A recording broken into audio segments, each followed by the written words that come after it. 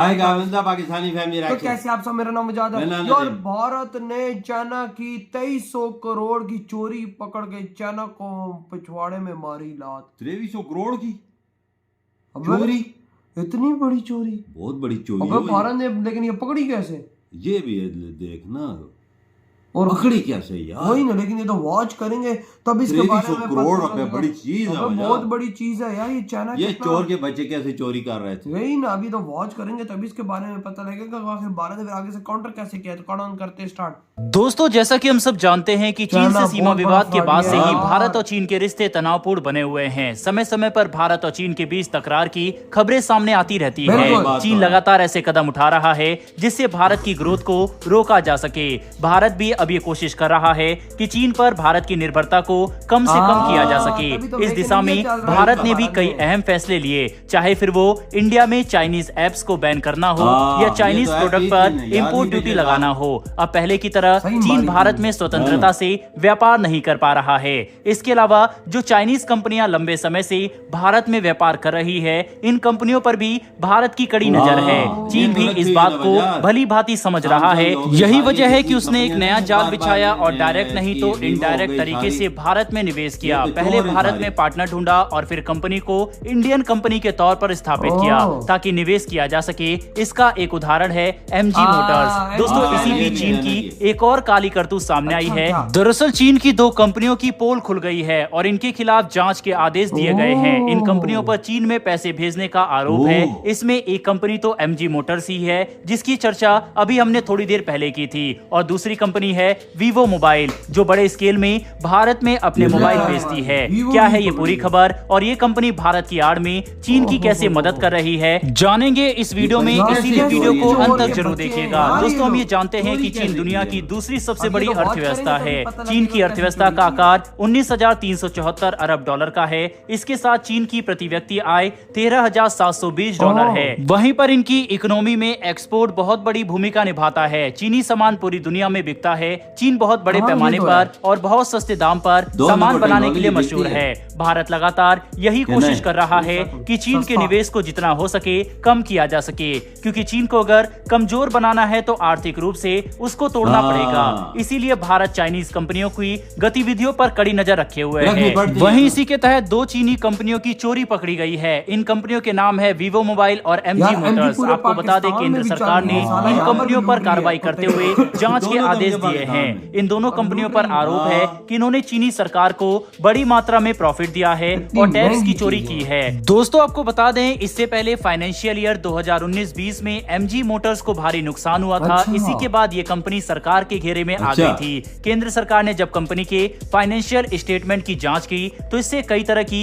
गड़बड़ियों जैसे टैक्स चोरी, बिलिंग में गड़बड़ी आदि सामने आई। अब एक नए विवाद में एमजी मोटर्स फंस गई है। अब बात करते हैं चीनी मोबाइल कंपनी वीवो इंडिया की। दरअसल DRI यानी कि डायरेक्टरेट ऑफ रेवेन्यू इंटेलिजेंस को यह खबर मिली है कि कंपनी ने बिना कस्टम ड्यूटी दिए ही चीन से बड़े स्केल पर रॉ मटेरियल खरीदा।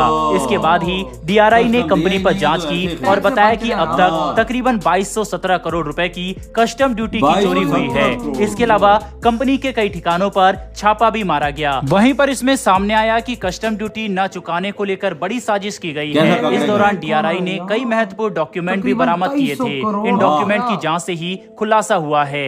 दोस्तों, अगर मौजूदा चल रही जांच में ये दोनों कंपनियां दोषी पाई गई तो केंद्र सरकार इनके खिलाफ बड़ा एक्शन ले सकती है, जिससे चीन को भारी झटका लग सकता है। चीन लगातार पड़ोसी देशों में अपनी मौजूदगी मजबूत करना चाह रहा है। इसको लेकर भी एक बहुत बड़ी खबर सामने आई है कि चीन ने भूटान के साथ सीमा समझौते से पहले ही भूटान के एक बहुत बड़े भूभाग पर कब्जा कर लिया है। दोस्तों, इस बात का खुलासा ब्रिटेन के प्रसिद्ध royal institute of international affairs ने किया है। चैथम हाउस ने खुलासा किया है कि चीन ने भूटान से चल रहे सीमा विवाद के दौरान ही भूटान पर कब्जा करना जारी रखा।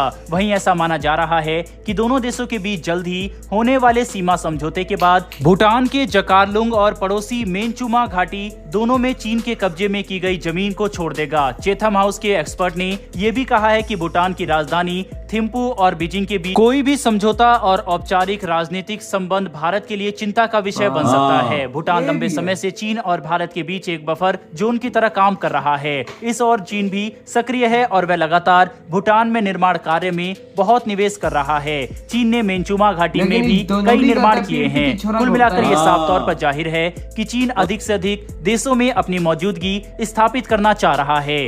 वहीं पर इससे उसकी पकड़ और मजबूत होगी। वहीं भारत लगातार चीन की इस चाल को मात देने में लगा हुआ है। अब भारत के लिए एक पॉजिटिव साइन ये है कि इसमें अमेरिका भी भारत के साथ है। अब ये देखने वाली बात होगी कि दोनों कंपनियां MG मोटर्स और वीवो मोबाइल इंडिया के खिलाफ भारत क्या कड़ा रुख अपनाएगा और आने वाले समय में हो सकता है कि भारत और भी सख्त नियम कानून बनाए। वैसे दोस्तों, आपके हिसाब से अगर ये दोनों कंपनी दोषी पाई जाती है तो क्या भारत को इन दोनों कंपनियों के ऊपर बैन ठोक देना चाहिए या फिर नहीं? इस पर अपनी राय कमेंट बॉक्स। इधर हुई मेरे वीडियो खत्म भाई साहब।